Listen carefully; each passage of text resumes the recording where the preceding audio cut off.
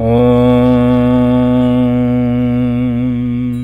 श्री सांब शिवाय नमः। अथ 10वां अध्याय। 10वां अध्याय। शिव जी के ललाट से भौमोत्पत्ति। नारद जी बोले, हे विष्णु शिष्य, हे महाभाग, हे विधे, हे शिव भक्तों में श्रेष्ठ, हे प्रभो, आप शिव जी की इस लीला को प्रीतिपूर्वक विस्तार से मुझसे कहिए। सती के विरह से युक्त होकर शिव जी ने कौन सा चरित्र किया और वे उत्तम हिमालय पर्वत पर तप करने के लिए कब आए? शिवा और शिव जी का विवाद और कामदेव का विनाश किस प्रकार हुआ? पार्वती ने तपस्या करके किस प्रकार कल्याणकारी शंभु को प्राप्त किया?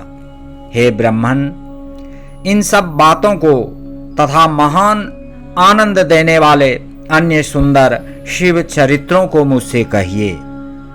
सूत जी बोले, नारद जी के इस प्रश्न को सुनकर लोकाधिपतियों में श्रेष्ठ ब्रह्मा जी शिव जी के चरण कमल का ध्यान करके अति प्रसन्नता पूर्वक कहने लगे। ब्रह्मा जी बोले, हे देवर्षे, हे शैव वर्य, मंगल करने वाले, उत्तम भक्ति को बढ़ाने वाले पावन शिव चरित्र को आदर पूर्वक सुनिए। अपने पर्वत पर आकर प्रिया के विरह से दुखी शंभु ने प्राणों से भी बढ़कर अपनी प्रिया सती देवी का हृदय से स्मरण किया।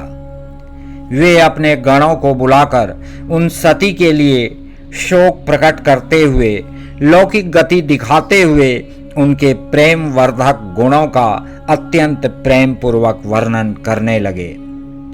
लीला विशारद वे शिव जी गृहस्थोचित उत्तम आचरण को छोड़कर दिगंबर हो गए और पुनः सभी लोकों में भ्रमण करने लगे। सती के विरह से दुखी हुए भगवान शंकर को कहीं भी सती का दर्शन प्राप्त नहीं हुआ। तब भक्तों का कल्याण करने वाले शिव जी पुनः कैलाश पर्वत पर आ गए। उसके बाद उन्होंने यत्न पूर्वक मन को एकाग्र कर दुख दूर करने वाली समाधि लगाई और अपने अविनाशी स्वरूप का दर्शन किया। इस प्रकार मायाधीश, त्रिगुणातीत, विकार रहित पर ब्रह्म स्वयं प्रभु सदा शिव स्थायी होकर समाधि में बहुत दिनों तक लीन रहे। जब समाधि लगाए हुए उनको बहुत वर्ष बीत गए, तब उन्होंने अपनी समाधि का त्याग किया। उस समय जो चरित्र हुआ उसे मैं आपसे शीघ्र कह रहा हूं। प्रभु के ललाट स्थल से जो पसीने की बूंदें पृथ्वी पर गिरी, उनसे शीघ्र ही एक बालक उत्पन्न हुआ। हे मुने, वह 4 भुजाओं से युक्त, अरुण वर्ण वाला, अत्यंत मनोहर रूप वाला, अलौकिक तेज से संपन्न, श्रीमान, तेजस्वी तथा शत्रुओं के लिए दुस्सह था। वह बालक उन लोकाचाररत परमेश्वर शिव के सामने समीप जाकर साधारण पुत्र की भांति रोने लगा। उसी समय भगवान शंकर से भयभीत हुई पृथ्वी बुद्धि से विचार कर अत्यंत सुंदर स्त्री का शरीर धारण करके प्रकट हो गई।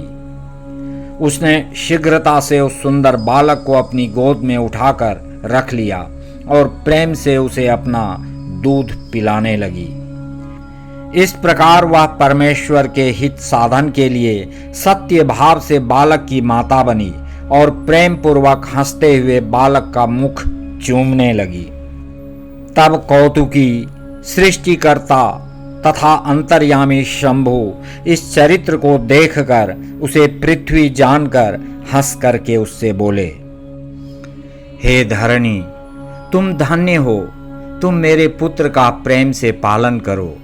यह श्रेष्ठ बालक मेरे महातेजस्वी पसीने से तुम में उत्पन्न हुआ है। हे क्षिते, यद्यपि मेरे श्रम जल अर्थात पसीने से उत्पन्न हुआ यह बालक मुझे बड़ा प्रिय है, फिर भी यह तुम्हारे नाम से विख्यात होगा और सदा तीनों तापों से रहित होगा। यह बालक भूमि दान करने वाला, गुणों से संपन्न और तुम्हें तथा मुझको भी सुख प्रदान करने वाला होगा, अतः तुम इसे रुचि के अनुसार ग्रहण करो। ब्रह्मा जी बोले, विरह वेदना से थोड़ा सा मुक्त हुए भगवान शिव इस प्रकार कहकर चुप हो गए। वस्तुतः निर्विकारी तथा सज्जनों के प्रिय वे प्रभु शिवजी लोकाचार का अनुसरण करते हैं। तब शिवजी से आज्ञा लेकर पृथ्वी शीघ्र पुत्र सहित अपने स्थान पर चली गई और उसे अत्यंत सुख प्राप्त हुआ।